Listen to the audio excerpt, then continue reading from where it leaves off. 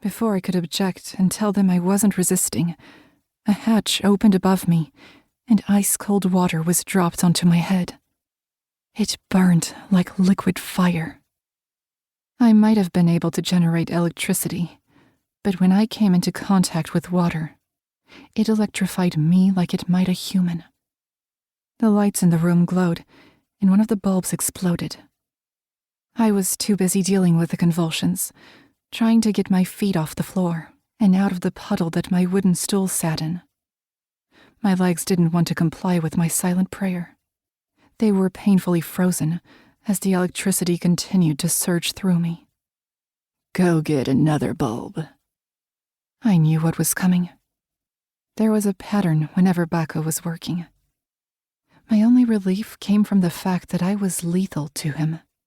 I had no idea how many volts passed through me, but being kept in a glass cage where no one else would enter was a good indication that I was as dangerous to them as they were to me.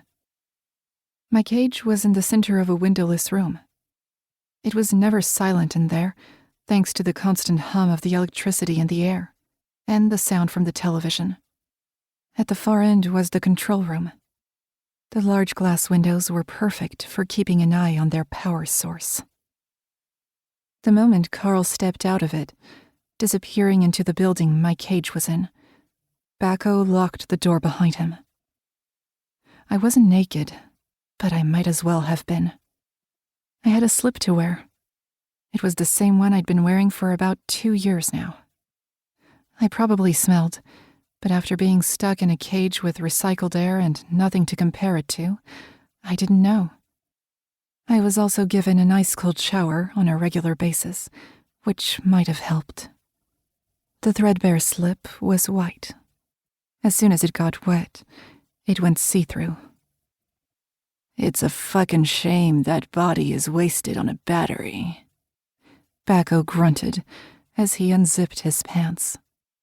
He pulled his dick out, already hard, and began rubbing his hand up and down his length. If you weren't so untouchable, I'd fuck you.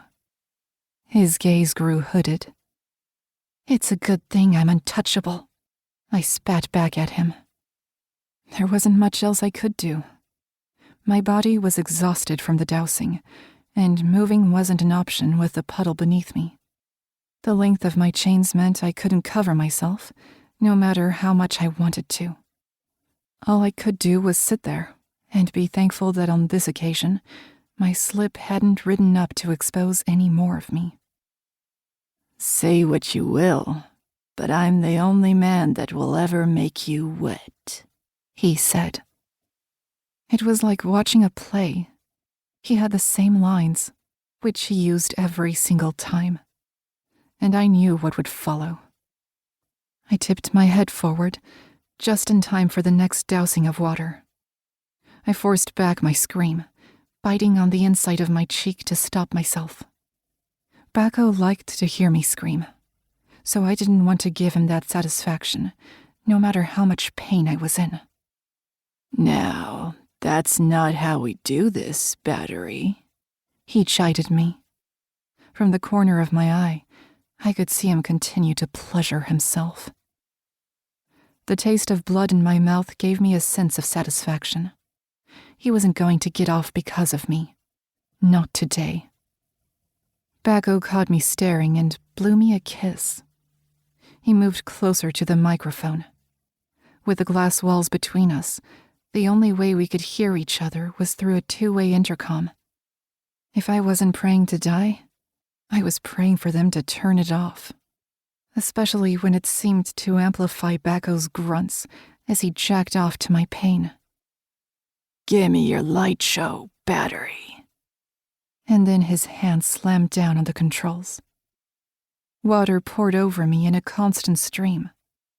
It was agonizing. My body contorted in pain.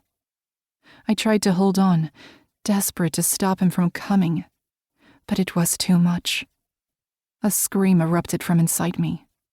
Another bulb blew as my back arched, exposing too much of me in Baco's direction. I passed out.